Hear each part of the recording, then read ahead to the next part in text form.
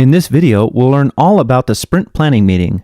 We will cover the inputs to the meeting, the goals, who attends, the time box, the general approach to running the meeting, and the outputs. As its name implies, the sprint planning meeting is used to plan the work of the sprint. The meeting doesn't happen before the sprint starts, but is the first event within the sprint. This is true of all Scrum events. Everything happens within a sprint, and there is no pause between sprints. The sprint planning meeting has two primary goals. First, determine what can be delivered in the sprint, and second, to plan how to achieve that delivery. The entire Scrum team attends the sprint planning meeting.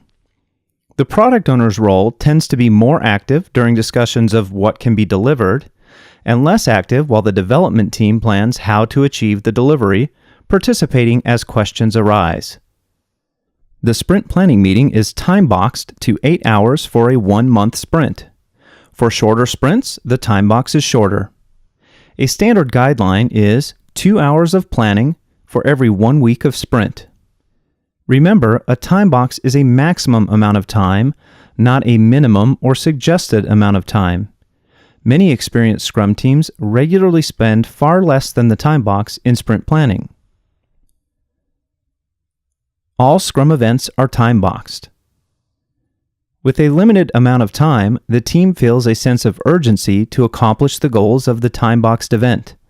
Nearly all people work most effectively when there are realistic but honored deadlines in place. Since the team knows there is limited time, they tend to focus on accomplishing the most important things during that time. Skilled Scrum Masters use the time box as a reason to move the conversation along when it is not serving the meeting's purpose.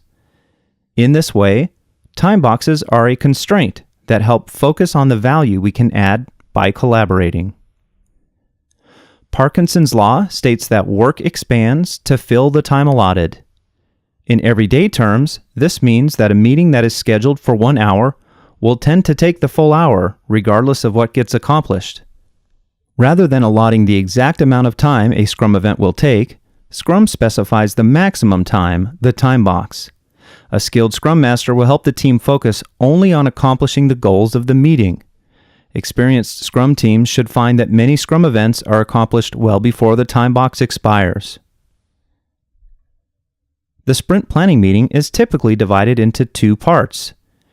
Historically, these were referred to as Part A and Part B, though that language is not part of the current official Scrum Guide.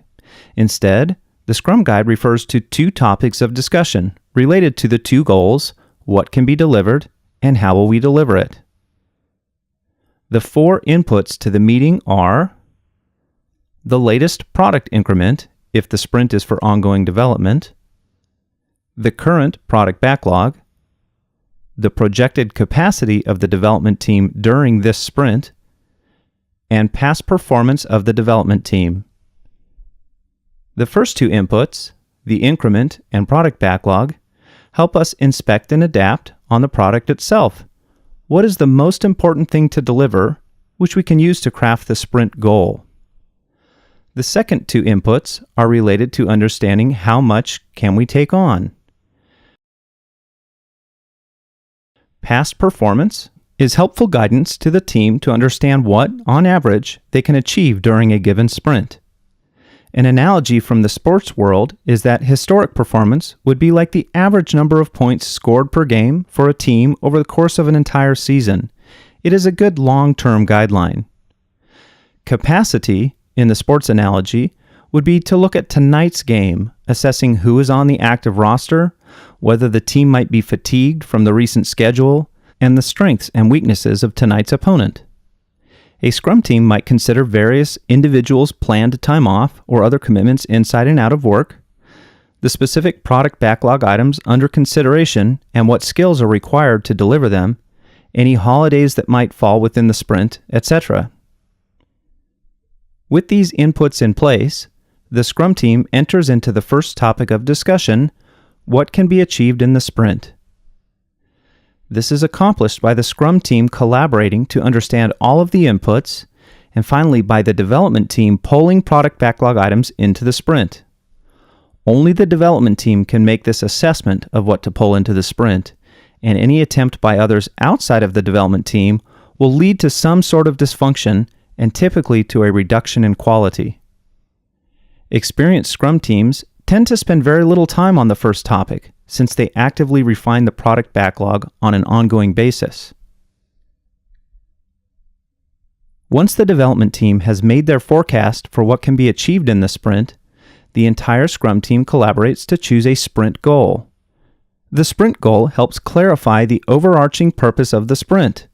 Understanding the purpose and impact of the work is a critical factor in creating high-performing teams. With the selected product backlog items and a sprint goal in place, the Scrum team moves into the second topic of discussion: how will the chosen work get done? The selected product backlog items are now contained in the sprint backlog, which is the development team's plan for the sprint.